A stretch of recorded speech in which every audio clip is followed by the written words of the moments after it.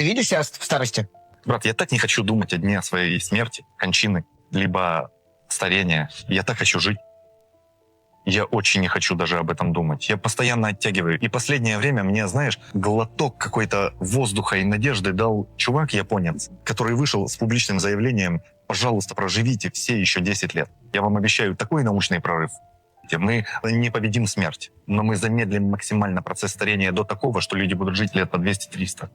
И вот что ценно в этих словах. Человек не врет. Он честно говорит: я боюсь, я не хочу умирать, я цепляюсь за любую надежду. Но он не задает себе один вопрос: а через 200 лет что, он захочет умереть? Нет. И через 20 тысяч лет тоже нет. Потому что время не лечит страх небытия. Перед каждым человеком стоит вопрос смерти.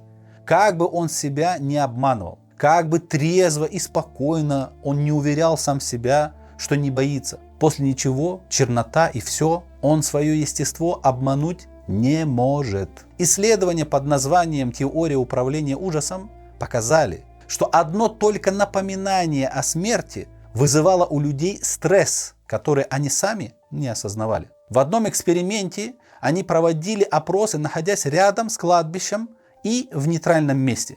В другом эксперименте на экране на доли секунды показывали слово «смерть», так что сознание не успевало это зафиксировать. Итог один – повышение уровня страха.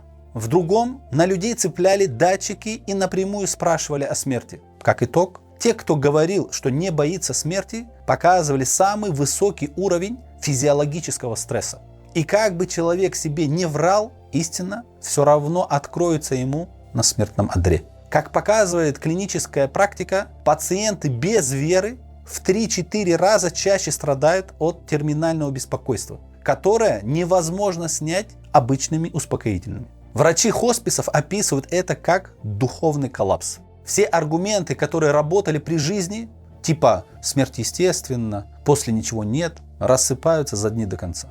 И что показательно, безбожники в последние часы начинают искать то, что отрицали всю жизнь. Потому что человеческое естество не принимает уничтожения, как бы разум не пытался его уговорить. Исламский богослов Саид Нурси рассказывал, в детстве он спросил у своего воображения: чего ты хочешь? Миллионы лет жизни и все богатства мира, но после исчезновения навсегда. Или вечное, но простое или даже трудное существование.